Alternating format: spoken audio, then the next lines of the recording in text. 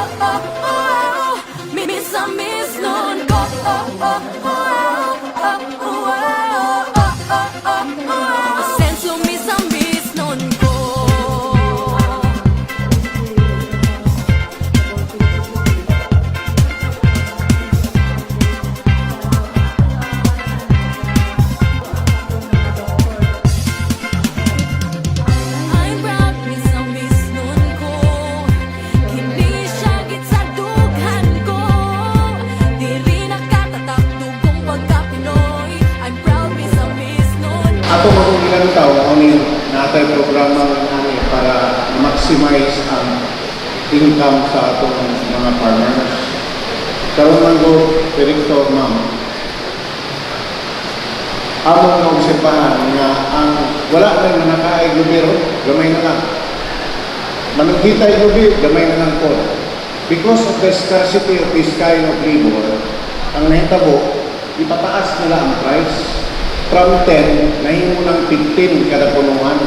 Anin pa, inigsaka sa lubi, kung tulo na ang sino, ngayon sila, yun, dinala na itong sakit kong yung lubi, kay lugi ka, tulo na kabuo, 15 kung ibayad na mo. So, to cut the story short, I would like to ask kung unsay intervention na inyong mahatag para ang atong mga ordinary farmers, coconut farmers, ma-maximize din nila ang ilang income.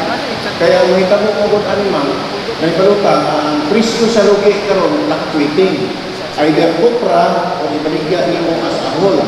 Na may mamalitay karon na dibuo ilan na paliton. But still, ako na increase na production per bag. Certification per yato. Wala ko sa maanan ng mag-utilize ng lugi. Kita kapagad to. Dili na dito sustansya sa yuta para magpagod ng tagbisi, diskurso ako Kapit sila, gina-interview sila no, sa atong social worker. And then, during the billing na, pag makuha naman, ang excess nila ma'am are being paid by Maribig Gumera, President sa Small Farmers Association and Federated President. Agisumpay lang sang kang doktora bayan sa ato ang hospitalization nindot di kayo ang iwan sa PCE at least na ikang good na senso pero mas makatabang din siya sa farmers na mga labi na kami mga farmers na makatabang din siya ako siya impact yun na mo kay ako duha ka beneficiary na ako na sa Medina na naglit kuan na jud kanang pinaka-simple ra ba pero ra jud ang gikinahanglan murang mas kuan ang sa PCA kay mas makatabang na mga farmers isip sumpay lang ko sa sir thank you bye. Alright, I think sir.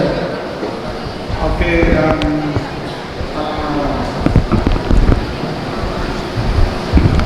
wala na yung mga pangtasan. So sige, I'll make the closing statement for PCA. Now,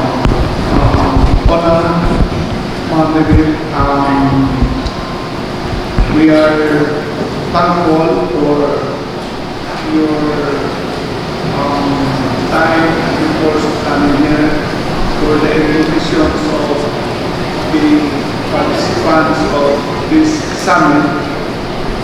Si Mrs. Guanzon has an engagement in Manila that in the last minute she communicated to our acting power that she can make it and have somebody to represent here. But when I was informed, I told the President Katani that the representative is not accepted by the provincial government, by the governor. And what is the reason why I am not accepting? Okay, kung ang iyang representative mo ay muadhi, di na ko gusto siya mo makadungo sa ako ang manifestation of appreciation in behalf of the provincial government. Now, first appreciation now, because also of the efforts of our director, and the director knew about it.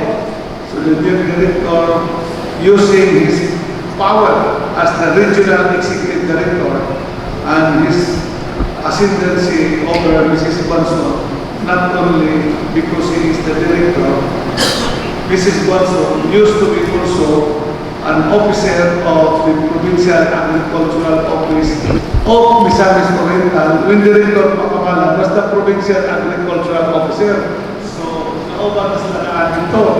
And of course, ang iyang second attention, asin siya karon attached agency ang PCA sa Department of Agriculture. Muna, napokus na si mga pipinit mga tao alas dos kadlaw.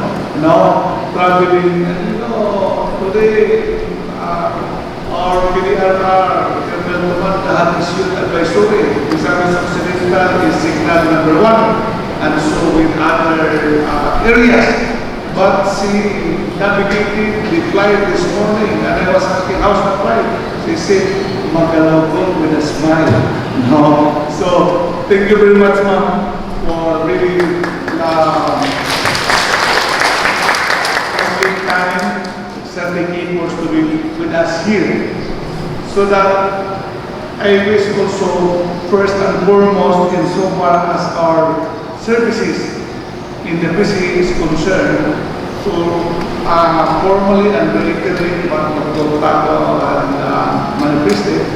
Actually, before we talk, I told Director Pakamalan that one of the fruits sa iyang pag-courtesy call na ko with si Asyo. She just assumed as the regional manager last quarter of last year. July, second quarter. No? So, pag-present niya sa mga programa, ang una niya i-sulti nga at i-appreciate is the medical assistance program of the PCA to the PCA to the extent of maximum of 40,000 pesos. So I welcome that program, and then we establish the process, and then as per report of our head in the Humanitarian Service Office, Mr. Gajanito, that the program was implemented here, and that the hospital is continuing to receive the guarantee letter because PCA has been settling, kabayan sa hospital. You know, sometimes kining medical assistance program sa Department of Health, usahay medyo muntol sa private hospital, kaya naayon sa delete sa payment. At least, ang PCA, ang guarantee letter sa PCA, wala lagi instance na miuntol sa atong private hospital. So, with that, we appreciate very much, and we even hear what the manifestation of our farmers president in the municipality of Todila. With that, siguro mapagdidasal ko papadayon o some sort of observations how we could strengthen our working relationship and how we could fully implement the program. Si Presidente naka-announce na una, na ang bugas ang presyo 20 pesos per kilo. Throughout the Philippines, as early as April last year, kita sa province sa Misamis Occidental, mo'y una naka-implement sa 20 pesos per kilo. No? Throughout the Philippines. No? Ang ubang probinsya, naglibog pa sila kung yun sa pag-implement. Sa ato, we were able to implement here, no? Ato i-share ang subsidy sa 33 pesos na average kilo sa bugas, 20 pesos ang atong baligya, ang 13 pesos, ang 650 i-subsidize sa national government. Ikan to sa Honorable Presidente Bongbong Marcos. Ang 650, ang 350 sa atong municipal and city government. O ang 3 pesos sa atong provincial government. Kita ba na kauna? No? And then, naman itong mga mayroon sa karoon na-report ako ang atong coordinator sa program na napakunoy pipila ka mayroon na wala makaremit sa inyong counterpart. Okay? You have to remit the counterpart because I have good news. You know? I have the good news. As promised by the President, effective January this year 2026, na wala na yung subsidy at local government kay tanan national government na si Presidente Bongbong na ang mubayad sa 13 pesos. So, nanakoy authority to withdraw karon sa Food Terminal Incorporated through the NMA sa 20 pesos per kilo na wala na tayo meron, wala na tayo subsidy, wala na yung preventative na mayores, no? Puro na subsidize sa national government. Nag-recommend ako si Mr. Camaho na nakakadagdag sa dumo, ikaw sa bad guy karon, no? Recommend siya na sir, ang deliveran na ito makadiwa, Federico, ang kadiwa ito direct, 14 municipalities and 3 cities. Oh, yeah, 71 municipalities and 3 cities. Tudor Victoriano at Concepcion. Ang recommendation ni Mr. Trabajo nga, sir, ang atong deliveran sa Librena, nawa na counterpart, katusan mo sitol sa ilang publication sa 2025. No? Well, so, please remit because we have now plenty of stocks na wala na tayong counterpart. So, kita sa mismo, mahoy nauna, sugod o nagpadayon karon, no? Sa 20 pesos per kilo. In the last meeting naman sa Mindanao Development Authority, doon ay representation ang Basilan, Sulo, Tawe-Tawe, no? And portion of the Zamboanga Peninsula sa Zamboanga City nga naghangyo sa Minda i-endorse na sa Presidente from the Secretary of Agriculture nga allow sila mo import of bugas dito tungod kay mahal kuno ang presyo na sa bugas dito sa Jakarta. Iko doon na may reservation mo endorse kaya sa ilang mahal diri sa ato sa mismo nagpadayon na barato, no? Okay, so I'm making it as a preliminary because there is sa PCA sa atong coconut program, no? Si Presidente nag-announce na sa iyang term bago mag-end na replanting na of 100 million trees. No?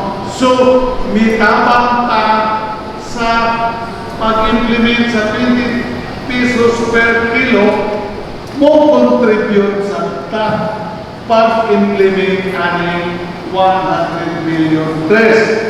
So, 2025, 2026, 2027, and portion of 2028. Now, sa ato karon, kining ato other participants, I believe, through your mayor, mahuhukom mo na mo karon, kung wala ninyo makaskade. But I know, all mayors, all the mayors have cascaded this sa atuang replanting program na 1 million trees per year. Okay? So, ang atong PAW, ang atong coordinator ani, si Mrs. Sasida, na kanang ato nang nadiyuta, tungod sa tabang sa ato Director Makamalan, nadiyuta na nato ang whole province of Misamis Occidental, na-identified nato ang mga plantable for trees, no? So, ato na-identify po ang farmers. So, 2025, so, nangayon ta sa atong PCA o katumsan, no? Seedlings. So, bago ko man si Mrs. Swanson at that time, o may pagkasyo, diligid makaya ang 1 million. So, I think what we had agreed was 200,000 seedlings, no? So, sa 200,000 seedlings, about sa Disyembre, medyo narinita, pero mura mga 50,000 seedlings lang ang niabot, no? And then, of course, doon na kayo mga guidance, instructions, mga conditions, sinimuno, na pati sir mag-deliver, nakakalot na, so, naglibo ka nga kung technical na, usahay, di kuno pakaluton, kay ang kinahanglan, pag-abot, kinahanglan ko ito, kung sa ba ito, season na ang siblings, no? Ay ipag-clavitize.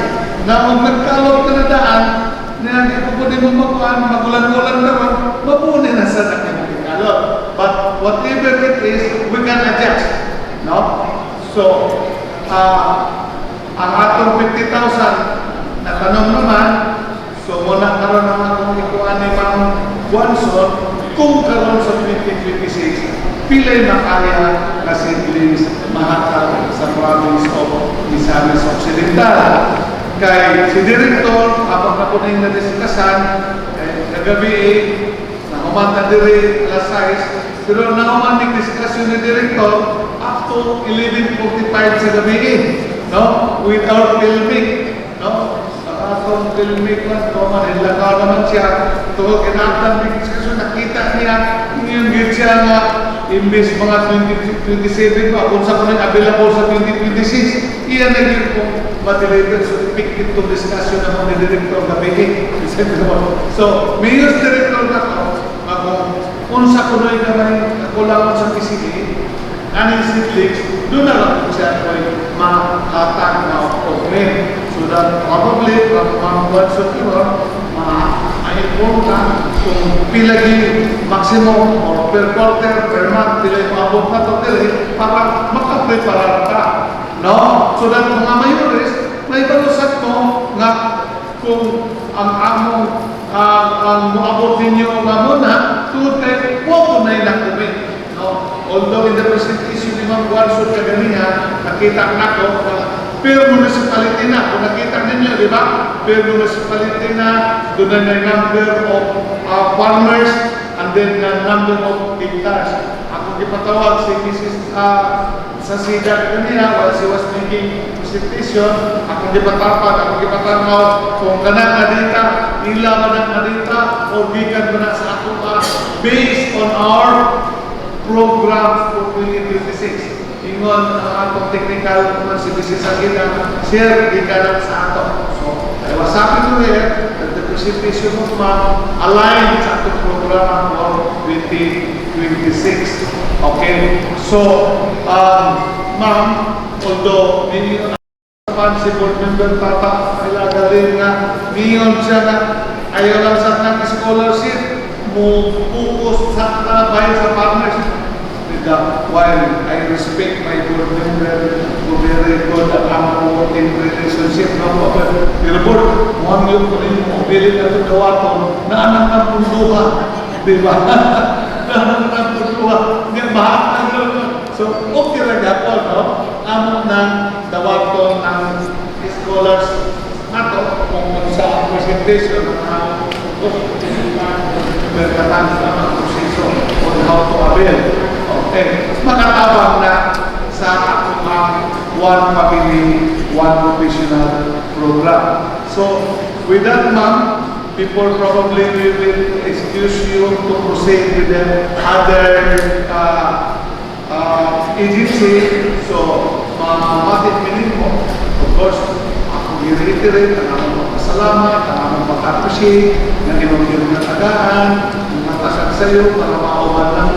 Ang among nang i-recognize ng usa ka pililpon nga serbisyo publiko, particularly sa Republic of Misamis Occidental. So, nabigyan pa niyo kung pila ang atong ma-deliver for this year ang on-site timeline sa delivery.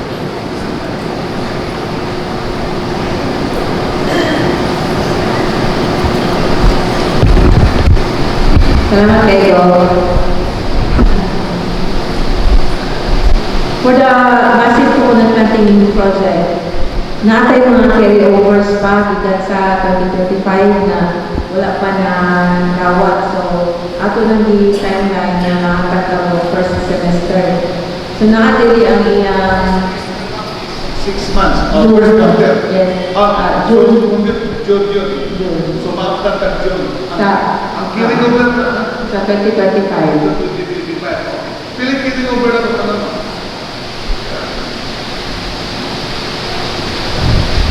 we're talking of siblings. Siblings. Yes, sir. Piling kiring over na ito 2025. Pinanagigya total sa 15. Hello, good afternoon. I understand citizenship PCM Misamis Occidental. Ang ato ang kilometer last year, 240,000 ato ko na siblings. 240. Ang kiring over na sir, no? Yes. Muna yung i-deliver not later than June of this year. Mrs. Asida, 240,000. So, dapat naka-plug na ng 240,000 delivery before June. Pwede na ito magpagaan some sort of medyo a little bit mas detalya pa na may ang timeline. When it is June, is that 240,000 one bulk of delivery sa month of June or ma-spread na 50,000 sa February, 50,000 sa March, no? Para at least ang readiness namo sa isang sa ngayon kung magbuho na di among buhuan among ikuan nga i-project na no. Do you have that schedule, sir? Once again, good afternoon. Ato ang puro pa-delivery, sir, nagtawag na kung ang supplier last week, deliver siya karong second week sa February or third week, depende sa panahon. Mag-deliver siya of 52,000 coconut seedlings sa atong province. 52 sa panaw, very good. So after that 52,000, ano sa ang balanse? Sa mga June na daw, sir. June na. So kung 240,000 plus 52,000 equals 188 ang i-deliver before June. Okay. So Mrs. Asida, take note. Oh, that's the carry over. What about sa 2026 na ito? Para at least marinig ka na. May balumikot sa mga bahay-bahay. Ang 2026 na itong target proposed din sa Misamis Occidental, 196,050 coconut seedlings. 196,000. 196,000. Yes, yeah. Bida, hiling yung bumbungking na. No. But anyway, okay. Sige. That's 196,000 before June. So 196,000 plus 240,000 equals 15. Before June? Before June or December? 411,450 coconut seedlings. 411,000. Mura ka na, wala ka na na maayos na. Yeah, I think 436,000. Mura, nasubrahan pa kabungkit. Mura, nawala akong arithmetic na tapos elementary ko na. So 436 for the whole year pa. Kaya kanina 196. Sir, so the delivery schedule sa ating 26 year from July to December. Yes, tentative, sir, July to December this year. December, to December. Depende sa ano, sir. Hindi na lang ba sa'yo para bisan mo na at least December, year-end, sa atong year-end assistant report, ang 436,000 natanong na. So, kanina po, sir, natama ko sa third quarter, hindi natama sa fourth quarter. So, nagana ko bin of delivery schedule, ha? Kaya ka lang sinisi sa sila, ang lahat, maningil lang din mo.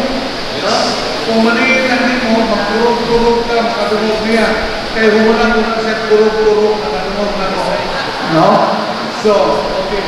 So, ma'am, mura din itong abot. No? So, din naka 1 million. So, delikado ba na abot 100 million? Ha? So, what mas always in Mutapang, so, wala na ako naman, because I heard, no, I was able to have focusing call to your PCA president, to your PCA administrator, no? He's a good academician because he used to be the president of Taiwan University, a big state university, no? So, kinamalan yun na iyan ang pasun sa presidente. Diba? Kanya wehen na aning 2025, doon na mo'y 1.3 billion pesos na wala magasto for seedlings.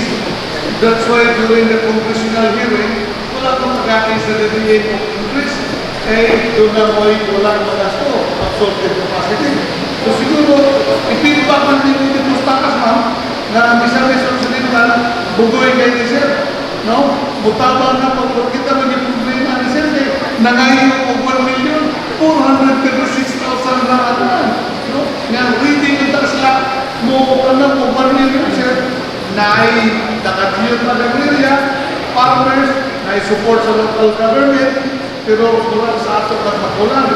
Ang pagkatuboy ni Governor sir, ipakapinag ng istorya na naatay 1.3 billion huwag magasto. So kung naunsa man yung 1.3 billion huwag magasto, wala ito ma-deliver na ang order ng Presidente. So, sige ma'am, kung sa kumuligan ko before ko mangayon ni Director o pilay kami tugan. Actually, this is only for the massive coconut planting program. But we also have other sources like naamatay mga kondo, mga on-farm. So, pwede na ito na makontrol ng mga seedlings. Ang call lang kami, hindi na ako ma-configure yung isod sa doon mga saat kung hindi pa na ito mag-configure. Yung pila. So, karang 436, na may other source. Napay other sources na malugang. Pero dili ka kakomit kung pilay imong from that other source, pilay imong magahin sa Misamis Occidental. Sa kapagkakaroon, I still have to check sa mga status on farms. Okay. Pao, itagaan mo yung problema, ha? Na imong ipalutro si Mrs. Guanson dahil sa iyang pag-checking kung pilay niyang mapaambin nato sa other sources. Okay, Sir Director, anything you can comment on our PCA, our coconut planting, replanting program? Pwede din mag-commit kung 10,000 seedlings per month starting March. Okay, 10,000 starting March. So that will be 10 months, March to December. So that will be 100,000. Yes. Okay, Board, now, ang 10,000 ang director ni mo singilon. Okay, through Mr. Kubita. Si Engineer Kubita, mura gani Kubita nga pinakahumot sa tibuopan. Ano humot? Kada doon lang man nga maayo o support facility, smile na siya Kerni. Di ba? Ang resulta ko dahil sa nakulang 1 million doon, ito sa PCA na